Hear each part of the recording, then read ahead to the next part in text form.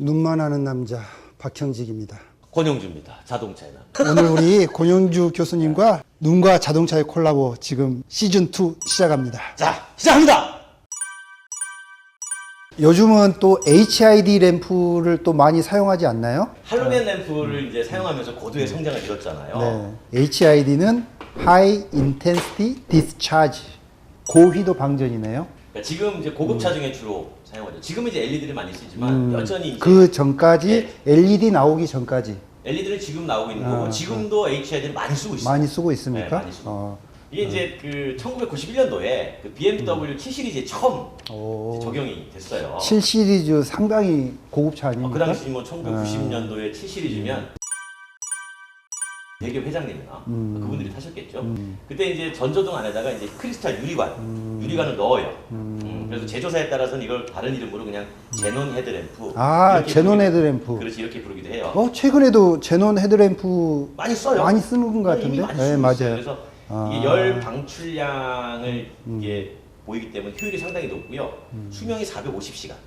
오. 네, 할로겐 램프의 수명이고 그거의 5배예요. 오. 그러니까 5, 4, 20, 2000시간이 넘는 2000시간이 넘네. 하루에 자동차 보통 우리가 운전을 얼마나 한다고? 일반적으로 한두 시간? 일반적으로 자동차 운전을 업으로 하지 않는 이상 네. 한 사람이 하루에 주행하는 평균 거리가 네. 36km. 36km면 한 30분에서 40분, 길면 1시간. 1시간. 네, 365일을 잡으면 하루에 1시간씩 쓰면 2000시간이니까 한 6년 가까이, 6년 7년 가까이 가까이 쓸 수 있는 이제 그런 수명을 갖고 있는 거예요. 밝기도 밝고. 그래서 이제 또 별도의 점화 시스템하고 전자 안전기를 또 가지고 있고 높은 전류를 사용하기 때문에 이제 비싸요. 비싸서 교체 비용도 비싸요. 대신 비싸겠네. 오래 쓰니까 밝기가 좋고. 항상 자동차는 선택의 문제예요. 네. 가격이 한 얼마 정도 합니까? 뭐 비싼 거는 네. 100만 원이 넘죠. 몇백만 원짜리. 우리가 보통 사고가 나면 앞에 헤드램프가 다 깨지잖아요. 그렇죠. 근데 이제 범퍼 값도 비싸지만 사실 램프 값도 비싸요. 안과처럼 부분 개선하고 이게 아니라 사고 나면 완전히 바꿔야 되잖아요.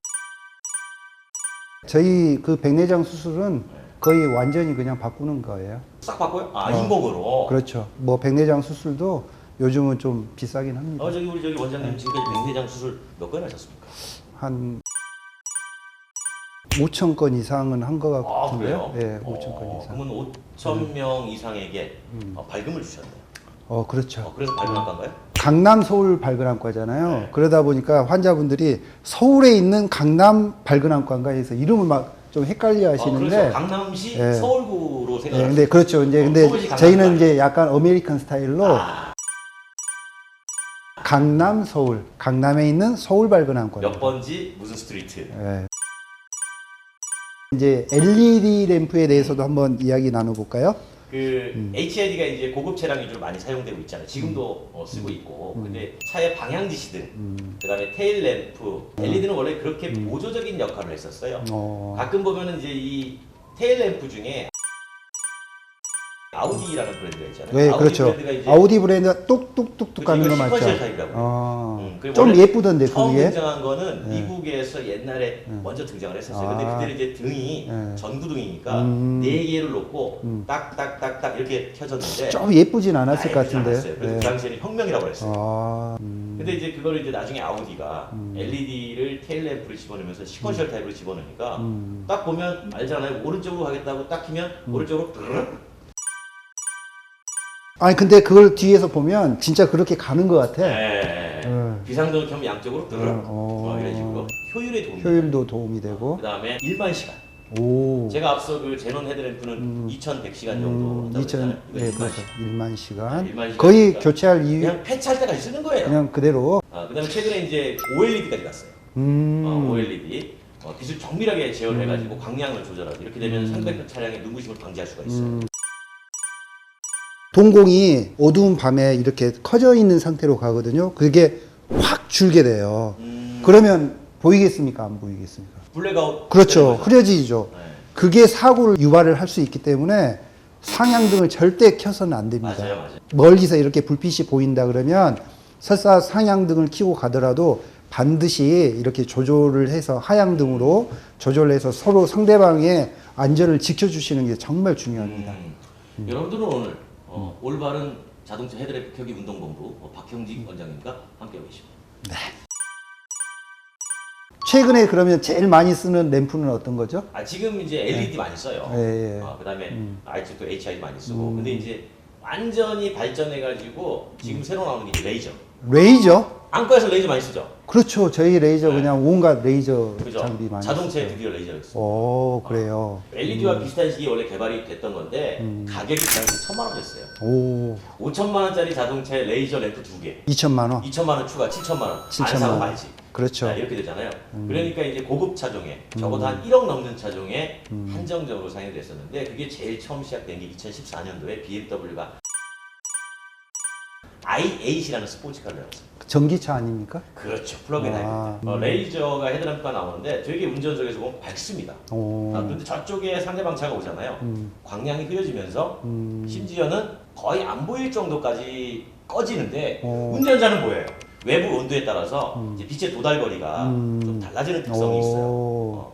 그 온도란 얘기는 뭐냐면 저쪽에 상대방 차가 오면 그 온도가 감지가 될 거 아니에요. 오, 그렇죠. 그러면 얘가 광량을 줄여주는 거예요. 자동차도 이렇게 레이저가 이제 벌써 그 헤드램프로 사용된다는 건 저는 사실 처음 들었거든요. 근데 지금 이미 안과에서는 레이저를 많이 사용하고 계시니까 그렇죠. 주로 어떤 용도로 쓰는 거예요? 안과에서는 일단은 굴절 수술이라 그래서 라식 라섹 많이 사용되고 있고요. 여기서 그거 좀 궁금해요. 네. 라식과 라섹의 차이.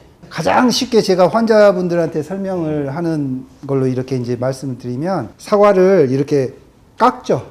깎죠. 칼로 이렇게 칼로 깎는데 이 깎는 것을 라식이라고 생각을 하시면 돼요. 사과의 껍질을 이렇게 칼로 도려낸 다음에 그 껍질을 네. 돌려내고 위에서 레이저를 쏘고 나서 다시 덮어주는 게 라식.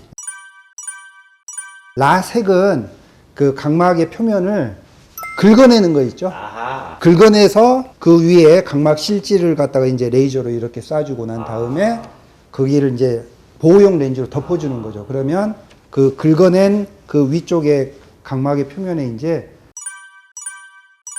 저희가 이제 상피세포라고 하는데 전문 용어로 그 상피세포가 이렇게 쑥 자라 들어오면서 회복이 되는데 그게 한 4일에서 5일 정도 시간이 좀 걸립니다. 그러면은 그 라섹보다는 라식이 더 큰 수술이네요.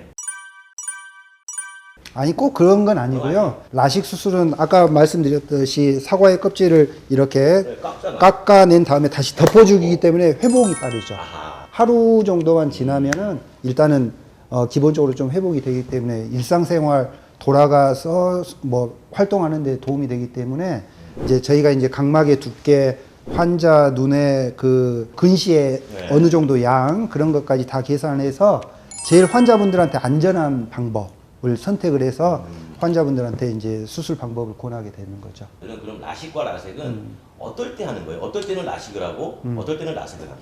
사람의 눈은 이제 근시의 양이 있어요.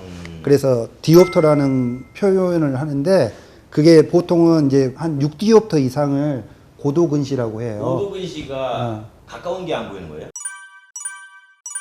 멀리 가는 멀리 거예요. 가고. 예. 근시의 양이 너무 많은 경우에는 레이저로 깎아야 되는 양도 또 많아지는 거예요. 그래서 안전한 각막의 두께를 어느 정도는 보존을 해줘야 되기 때문에 깎는 양이 너무 많을 때는 일단 라섹으로 수술을 한다고 생각하시면 되고 그 다음에 깎는 양이 적당한 수준이라고 하면은 라식을 한 번 또 네. 깎아야 되잖아요. 네, 그렇죠. 그것까지 계산을 해서 각막의 남은 각막, 잔존 각막이라는데 그 기준을 세워서 이제 환자분들한테 수술을 권하죠.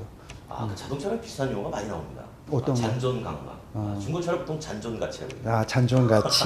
그렇죠. 중요하죠. 사용하고 남은 가치. 그렇죠. 처음에 차 살 때 그 잔존 가치 얼마입니까? 아주 중요해요. 그렇습니다. 3년 뒤에 껌껌 나옵니다. 그럼 이제 사기 싫죠. 네. 3년 뒤에 63% 나와요. 대박 하고 사요. 그게 상당히 중요해요. 많이 남기는 게 그래도 일단은 좋은 거죠. 그 다음에 어떻게 될지 모르니까 또 깎을 수도 있으니까. 보강 수술이라고 하는데 보강 수술을 할 때는 이제 조금 더 정밀한 검사를 해가지고 이 수술을 한 번 더 할 수 있는지 아니면 하지 않는 게 더 좋을 건지 거기에 대해서 이제 저희가 판단해서 환자분들한테 말씀을 드리죠. 의사의 스킬과 판단. 이게 상당히 중요하겠네요. 그렇죠. 이제 그 판단도 중요하고 또 경험치도 상당히 중요합니다. 이미 뭐 5천 명이나 하셨는데요. 뭐 라식 라섹까지 하면은 한 2만 회 이상은 했죠. 어쨌든 그 레이저를 안과에서 많이 쓰고 있는데 그럼 레이저는 안과에서 언제부터 쓴 거예요, 대략? 2000년대 라식 라섹이 엄청나게 그때부터 막 활성화가 되기 시작한 거예요. 뭐 유행처럼 막 예, 그렇죠. 많이 했죠. 예, 많이 했어요. 직장인들은 금요일 날은 항상 라식 라섹 수술하는 날. 이게 무슨 뭐 잘 보인다 안 보인다의 문제가 아니라 그냥 그 정도는 해줘야 되는 거 아니야? 라는 그렇게 인식이 됐던 시기였군요. 그때 당시 이제 조금 안정성에 대해서 조금 이제 의문을 가졌던 환자분들도 있긴 있었는데, 뭐 주변에 이렇게 수술하고 나서 잘 보이니까 일단. 그래서 이제 그런 입소문들을 타고 수술도 정말 많이 했었죠. 근데 사실 저도 수술했습니다. 저도 라섹으로. 그래서 안경을 쓰시는구나. 예, 그렇죠. 오늘 이렇게 또 우리 공 교수님하고 안과와 함께 또 자동차 헤드램프 역사에 대해서 간략하게 짚어봤습니다. 다음 시간에 또 다시 한번 모셔서 우리 재밌는 이야기 나누도록 하겠습니다. 지금까지 아는 것은 눈밖에 없는 남자 박형직이었습니다. 눈만 아는 남자 박형직입니다.